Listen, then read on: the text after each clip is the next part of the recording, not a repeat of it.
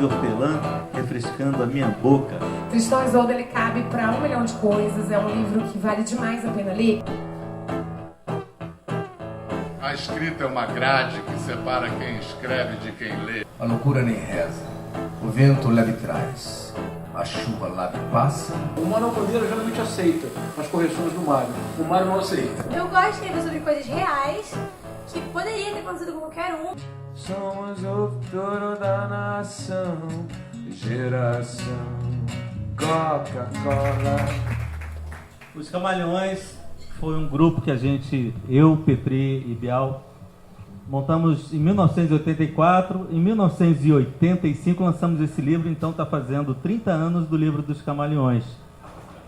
E nesse livro tem os poemas que a gente falava na época. A amizade. Era um tema constante, a amizade, porque realmente o que nos movia era a amizade, a vontade de nos divertir e tal.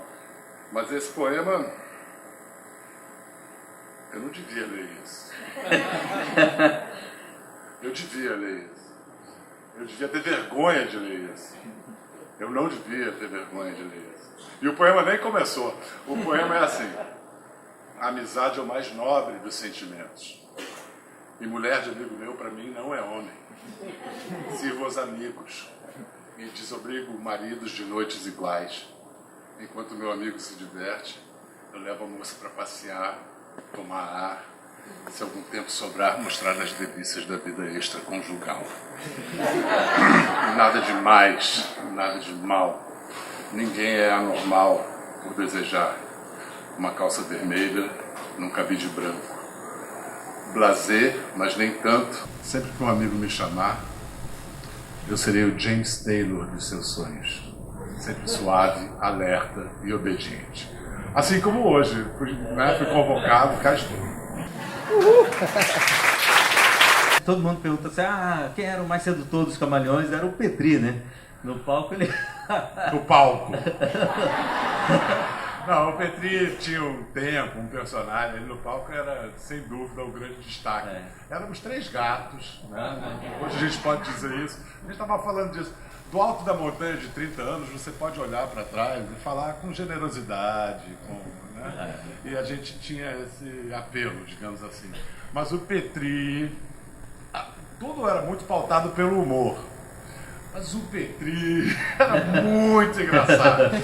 É assim que se fala, parênteses, o poema derradeiro, inspirado pelo amigo Pedro Bial. É assim que se fala quando se está perdido e não resta sequer uma bala. É assim que se escreve quando se bebe até cair no esgoto da madrugada. É assim que se fala, meu anjo. É assim que se fala, fala. E é sempre o último verso quando não se espera mais nada. Vem comigo, flor da minha vida, e contempla meu túmulo lá do alto das aflições. A lápide espera um epitáfio que jamais escreverei. Olha os abutres. Eles anseiam pelo sangue que jamais lhes darei. Vê como tudo é silencioso, doce e agradável nesta paisagem do além. Eu ensinei os garotos a declamar poemas. Eu perdi os melhores amigos para as seringas sangrentas. Eu corri as madrugadas insanas atrás de um tiro. Hoje vivo com minha demência e esfrego girassóis na cara do dia. Vê como é bela essa paisagem, estranha e comovente essa imagem do meu túmulo, nesse jardim noturno onde os lobos devoram salvos. É assim que se fala quando não se tem mais para onde correr. É assim que se fala quando escorrem do papel os últimos momentos. E quer saber, minha adorada, é assim que se fala segundos antes de morrer. Feche os olhos, querida. Uhul!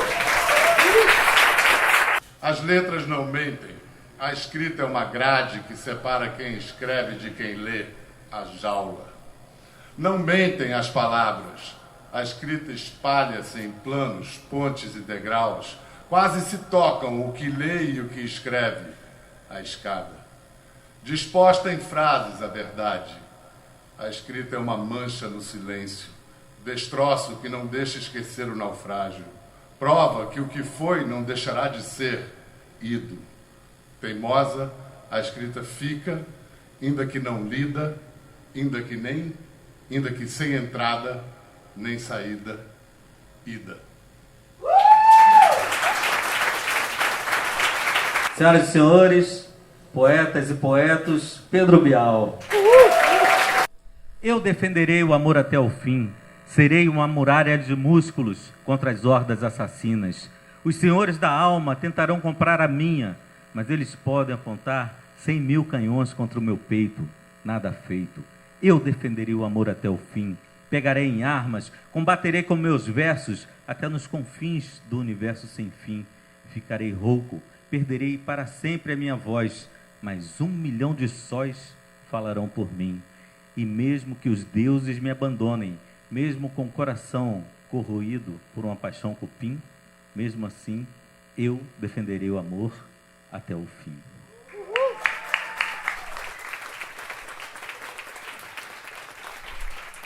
Eu passei quase 30 anos sem falar esse poema, eu estou falando hoje aqui. E tem um motivo isso. Na época dos Camalhões, a gente abria shows de rock, se apresentava no Circo Voador, né, falando poesia. E numa dessas apresentações no Circo Voador, estava lotado, a gente entrou e eu vi o Caetano Veloso na plateia. Eu falei, pô, finalmente Caetano saiu de casa, vai ver a gente e tal. Aí quando eu falei assim, eu defenderei o amor até o fim, aí alguém na plateia falou assim, mentira! E aquilo quebrou minhas pernas, porque imediatamente eu passei a duvidar, será que eu defenderia o mesmo amor até o fim? E eu falei o poema assim, eu fiquei puto da vida com o cara. Depois de um tempo, conheci essa moça e contei essa história, ela falou, ele tem razão. Aí eu, como assim? Então agora você vai ter que explicar por que ele tem razão. O livro Tristão e Isolda explica muitas coisas. Eu acho que é um livro fundamental, principalmente para as pessoas passionais e apaixonadas. Sabe aquela sensação desesperadora de tipo, tudo que eu gosto engorda, faz mal, ou visualiza e não responde? Tristão e Isolda explica. Porque acontece o seguinte, Tristão e Isolda, falando em linhas gerais, é um mito que ele conta a história do Tristão, que é um herói que se apaixonou pela Isolda, e ele tem todas as características que se esperava das características do herói da época. Ele era um exímio arqueiro, ele era um espadachim maravilhoso, ele tocava harpa. Só que tem um dado muito interessante nesse livro. Ele inaugurou a ideia de amor romântico no mundo inteiro. Antes o amor não existia essa coisa de amor, era uma coisa, os casamentos se davam por conveniência, por conta de questões de unir terras e toda uma história. E Tristão e Isolda foi o primeiro mito que tratou do amor romântico, que na época eles chamavam de amor cortês. Então, se você está apaixonado, saiba que você está vivendo um amor cortês. Ele veio muito antes de Shakespeare, ele veio muito antes dos trovadores, começaram a falar poemas e canções cantigas de amor a partir de Tristão e Isolda. O herói, ele tem uma função de endeusar aquela mulher, de ser uma pessoa muito honrada, que mereça aquela mulher, que é um ser inatingível. Então, é uma coisa de colocar o objeto amado, a psicanálise também explica isso, o objeto amado como algo inalcançável, como algo perfeito, como se o outro fosse sempre melhor do que você, uma coisa de uma idealização amorosa muito grande. Mas também tem outro dado, divertidíssima atenção, mulheres. A Isolda foi a primeira mulher da literatura que teve 2 homens e se divertia absurdamente com eles.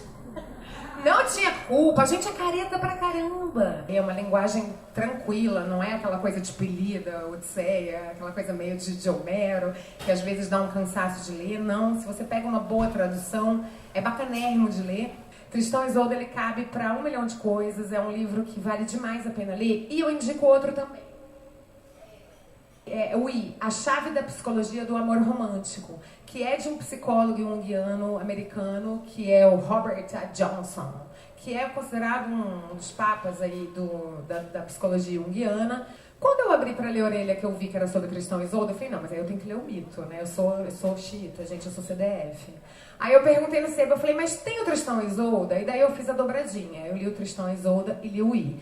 E o I é sensacional, porque ele pega todos esses dados que eu tô contando, meio polvilhando para vocês aqui, e explica isso através da psicologia, da nossa psique. Como o amor foi construído é uma coisa também cultural. Claro que tem toda uma emoção, mas é uma coisa totalmente cultural. Ele fala, por exemplo, que só no Ocidente a gente vive essa experiência do amor como sendo um amor universal, como sendo uma coisa essencial, como sendo uma coisa fundamental.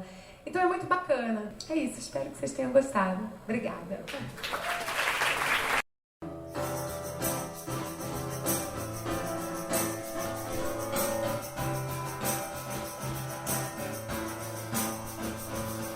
Hey baby, vamos dar um passeio pelo lado do avesso das horas. Hey baby, não demora, porque o tempo do que será não é o agora. E pode ser, é o que será. Maria, muito bom ter você aqui com a gente. Obrigada, Esse aqui é o livro da Maria, Vicentinho.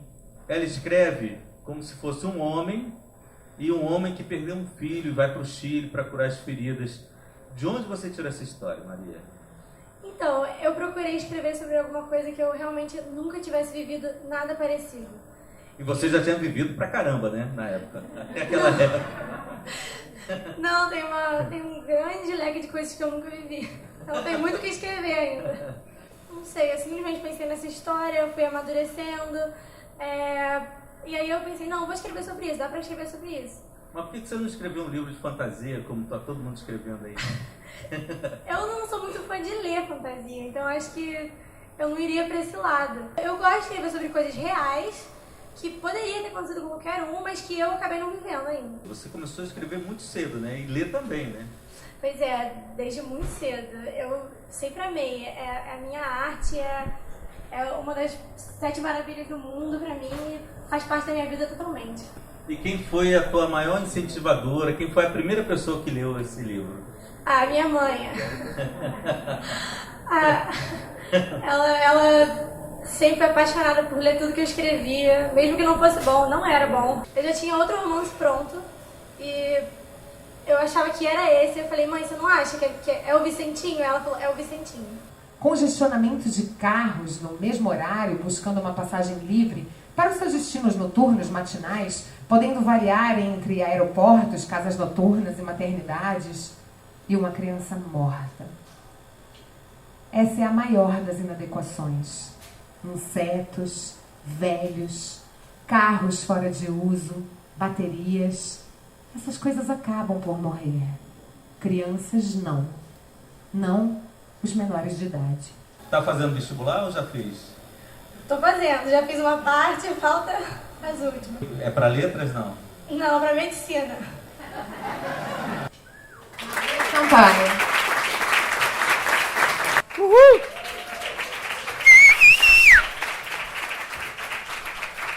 Boa noite. É um prazer inenarrável estar aqui com vocês. Sabe que o ator é meio vaidoso, né? Então eu tomei a liberdade de roubar as palavras dele para mim. Então, deste livro, eu apelei para a maquininha, que tipo sabe qual é mais valiosa agora? Depois, quem quiser comparar com a palavra escrita, vai ter que comprar o livro. Então. Combinado? A juventude é uma doença que só o tempo cura. A loucura nem reza. O vento leve traz. A chuva lava e passa. A luz amorna sobre a água turva. O trem lotado de ausências mergulha-se em travas na treva noturna. Alma em ruínas. Estrago da solidão. O rosto em lágrimas. Mal me reconheço do outro lado do espelho. Um ano virou 20. Quantas vidas me cabem ainda? Até quando será este corpo meu endereço? Homem estado, tremendo bagaço, durmo, acordo com a mesma roupa, ai, eu tô eu perdi o sex appeal? Se eu morresse logo de uma vez, mas cadê coragem? O nome disso, medo. Eu sei, medo de reagir, de me jogar, medo de entrar, medo de dançar, medo de me estrepar de encontro ao vento. Mais que medo, arremedo de medo, arremedo. Talvez a festa realmente tenha acabado. Minhas fantasias se desfizeram no porão escuro e úmido desta maldita casa. O lar antigo, o refúgio me consome a alma como o cenário de um crime. Esses latidos dentro do peito, batidas da porta. Será que você voltou, minha santa? Brenda? Brenda? Brenda? Cachorras, Cláudio Rodrigues. Obrigado.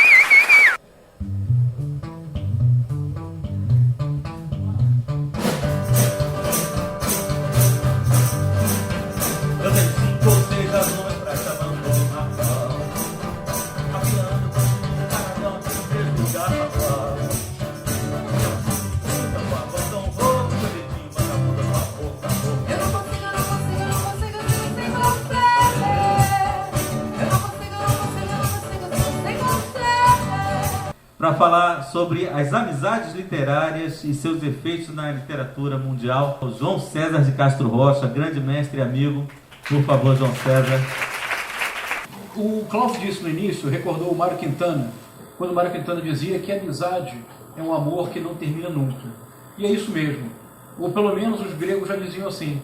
Porque para os gregos a amizade é filia, que é uma forma de amor.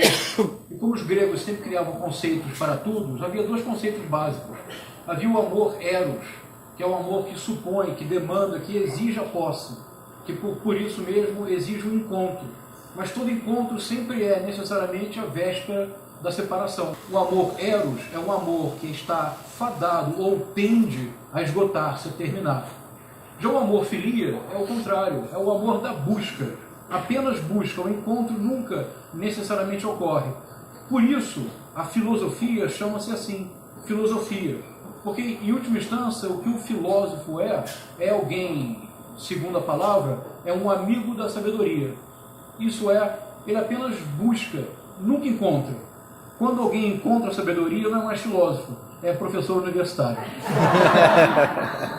Ou crítico literário, que é a mesma coisa, né? E se os gregos deram a palavra, eles deram, sobretudo, um dos exemplos mais comoventes de uma amizade propriamente filosófica. É uma amizade que funda o que nós chamamos, no Ocidente, pensamento. É a amizade entre um mestre e um discípulo. É entre Sócrates e Platão. A filosofia ocidental nasce de uma amizade entre Sócrates e Platão e depois de Aristóteles com eles. Mas a amizade de Sócrates e Platão tem um exemplo dos mais bonitos do que a amizade pode ser, que é o desejo de ver o outro, o amigo, brilhar, e não necessariamente brilhar só ou brilhar por si. Quando nós pensamos nos diálogos que o Platão escreveu, não é verdade que nós sempre pensamos nos diálogos socráticos? É porque nos diálogos do Platão, Platão, não tem voz. Ele escreve os diálogos para dar voz ao outro, no caso o amigo, que é o Sócrates. É interessante perceber como no Brasil do século XX, quase tudo de bom que se fez, que ainda hoje tem alcance e repercussão, é fruto de amizades muito interessantes e de inimizades também. Não seria muito difícil mostrar que o modernismo brasileiro, a explosão da arte moderna em 1922, é o resultado de um sistema de amizades. Uma amizade central, que é Mário de Andrade e Oswaldo de Andrade. Uma segunda amizade, que é igualmente importante e fundamental, que é Mário de Andrade e Manuel Bandeira. Entre os dois, Mário e Manuel, é uma amizade de vida inteira. E ler as cartas do Mário e do Manuel Bandeira é uma experiência extraordinária, porque eles não trocam apenas cartas, eles trocam as suas almas, almas de poetas. Eles trocam poemas. O Mário critica o poema. O Manuel Bandeira geralmente aceita as correções do Mário. O Mário não aceita. O Mário é muito resistente e muito teimoso. Mas numa correspondência que se arrasta por mais de 15, quase 20 anos, o que de fato se vislumbra ali é o perfil dos dois crescendo juntos. Amigos crescem juntos. E se a amizade do Mário e do Oswaldo é fundamental para levar adiante o modernismo, quando a amizade se estiola, quando ele é trocada por uma inimizade nada cordial, o modernismo sintomaticamente perde vigor. Isso é muito interessante, porque o que nós chamamos de amizade é, na verdade, o sal da vida artística, da vida intelectual, do pensamento, da música, da arte, da poesia. Porque amizade quer dizer afinidades eletivas. Os amigos em arte, em poesia, no pensamento, na universidade não, mas os amigos em arte, na poesia, no pensamento, são aqueles que encontraram algo em comum, essas afinidades eletivas. Ou, muitas vezes, o que é característico no caso das vanguardas, encontraram algo em comum, mas, sobretudo, encontraram um inimigo em comum. E a amizade é fruto desse combate, desse sistema. Todos os dias quando acordo, não tenho mais o tempo que passou, mas tenho muito tempo. Temos todo o tempo do mundo, todos os dias antes de dormir. Te lembro, esqueço como foi o dia. Sempre em frente, não temos tempo a perder. Chamar o Dado Villa-Lobos. Memórias de um Legionário. É o seu primeiro livro, né, Dado? Enfim, é meu primeiro, eu não diria o único, porque eu até me interessei em seguir, em pensar em ideias de escrever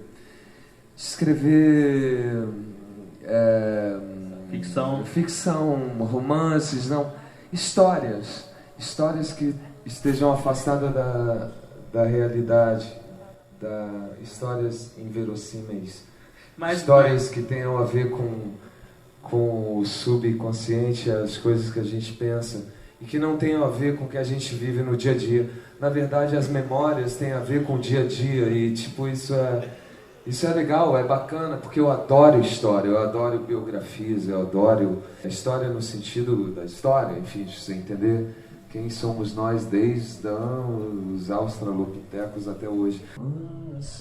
Fomos programados a receber que vocês nos empurraram com os enlatados de USA de 9 a 6. Desde pequeno nós comemos lixo comercial, industrial.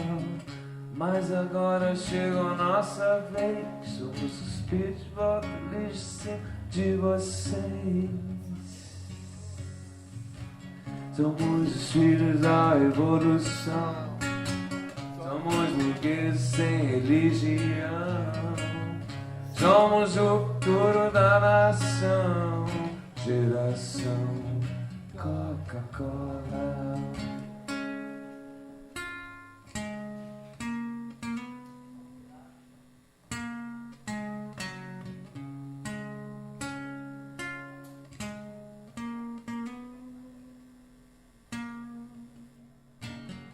Depois de 20 anos na escola, não é difícil aprender todas as manhas do seu jogo sujo. Não é assim.